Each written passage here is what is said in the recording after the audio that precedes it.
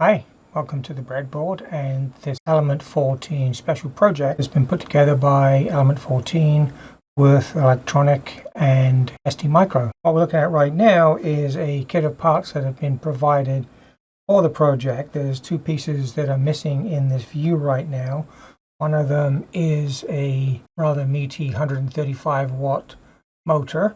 It's not part of the review. It's been provided so that the motor controller actually has something to be connected to it while we have a look at the motor controller. The other part is a power supply, which took a little bit of getting because at the time of trying to set up the project, there were no 10 amp 30 volt power supplies that were North American powerable.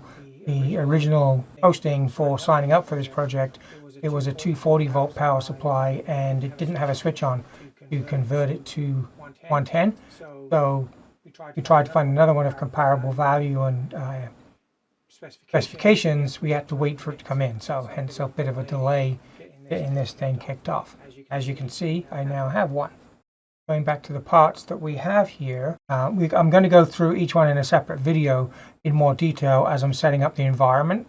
The idea of that is I'll keep the individual videos short. I will also include any relevant text, links, and diagrams in the post on the Element14 community. And obviously one of those videos is going to be providing a closer look and review of the motor control board, both in the components use and ease of use. Without further ado, let's just get started with going through the components that we have. I've already shown you the power supply and the motor. The first thing relevant in the tool chain, you might say, in hardware is the ST-LINK version 3 set. And what we have is the STM32G4-ACT Programmer, which is this unit here. We'll have an open look inside when we get to the separate video.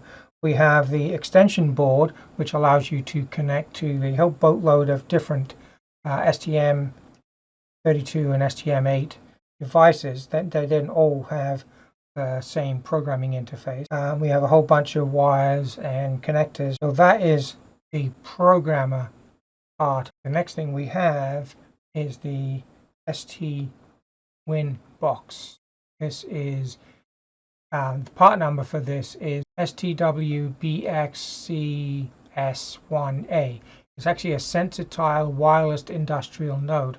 There's a whole bunch of sensors built onto it: accelerometers, temperature, tilt, audio in the form of microphones, etc., as well as a vibration sensor.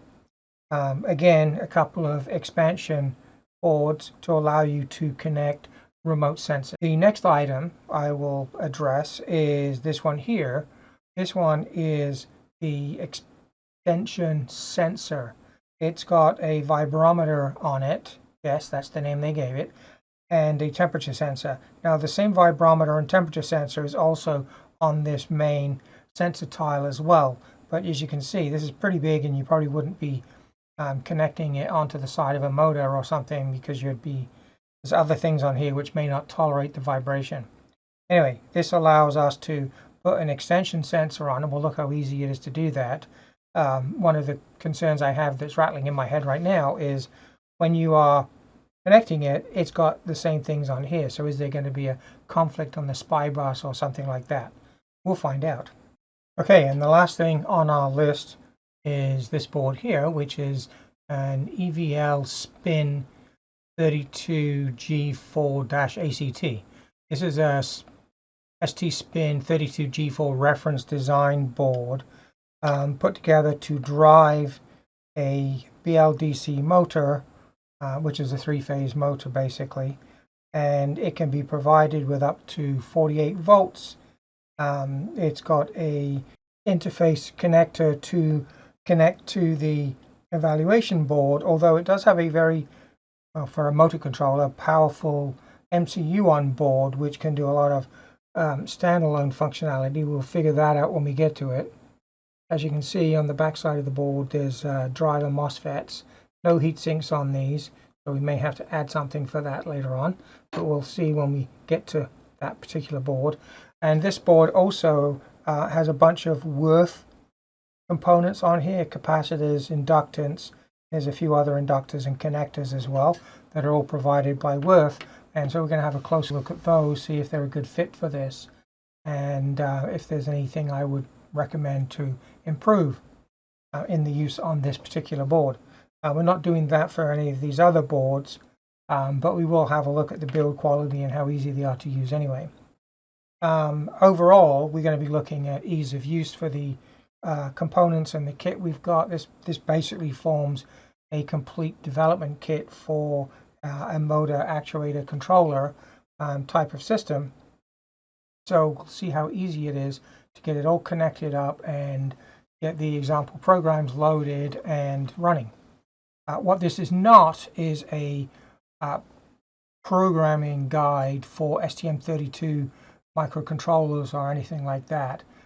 So anyway, that's what this project is all about. So I will leave it at that for this video. I keep them, as I said, fairly short, and we will now break this apart and we will go and have a look at the ST32 programming boards.